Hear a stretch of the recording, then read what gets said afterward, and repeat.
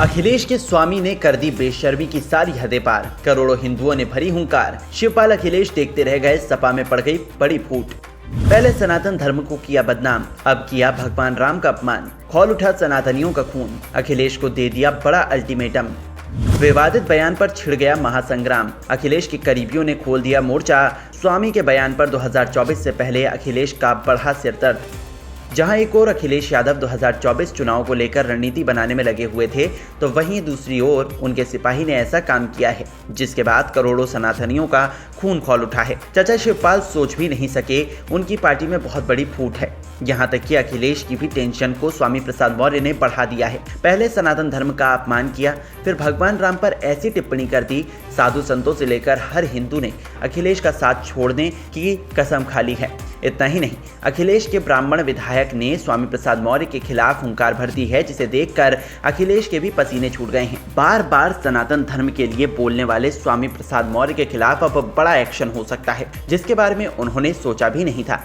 ऐसी चर्चा अब सियासी गलियारों में भी खूब सुनने को मिल रही है। आपको बता दें, स्वामी प्रसाद मौर्य लगातार अखिलेश के लिए मुसीबतें बढ़ाते जा रहे हैं। कभी रामचरितमानस को लेकर विवादित टिप्पणी करते हैं, तो कभी मां लक्ष्मी का अपमान कर देते हैं। ऐसा नहीं है कि अखिलेश के तेवर देखकर चुप हो जाएं, बल्कि इसके बाद भी कोई कसर नहीं छोड़ते हैं। हाल ही में भगवान राम पर ऐसी बात बोल दी जिसके बाद से करोड़ों हिंदुस्तानियों ने स्वामी का मुंह काला करने की धमकी दे डाली है। यहाँ तक कि अयोध्या के संत ने स्वामी के खिलाफ मोर्चा खोल दिया है। ऐसा दावा है कि अब अखिलेश भी स्वामी के बयानों से परेशान हो गए हैं, क्योंकि लगातार उनकी पार्टी के नेता भी सवाल उठाने लगे हैं, जिसके बारे में आगे आपको बताते हैं। लेकिन उससे पहले ये भी जान लीजिए कि आखिर स्वामी प्रसाद मौर्य ने भगवान राम को लेकर क्या टिप्पणी की है। रिपोर्ट्स की माने तो फतेहपुर के एक कार्यक्रम में स्वामी ने बीजेपी पर हमला बोलते हुए भगवान राम पर टिप्पणी कर डाली।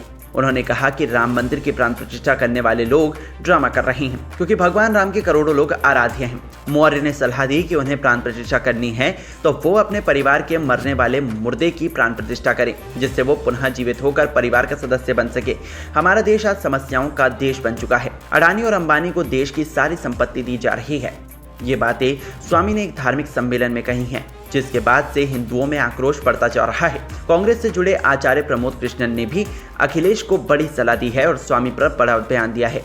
उन्होंने कहा कि स्वामी प्रसाद मौर्य अखिलेश यादव के कंट्रोल से बाहर हैं। इसके बाद आगे बोला कि स्वामी प्रसाद मौर्य बोतल में बंद जिन हैं और वो बाहर आ गए हैं, इसलिए वो हिंदुओं की आस्था को ठेस पहुंचाते हैं।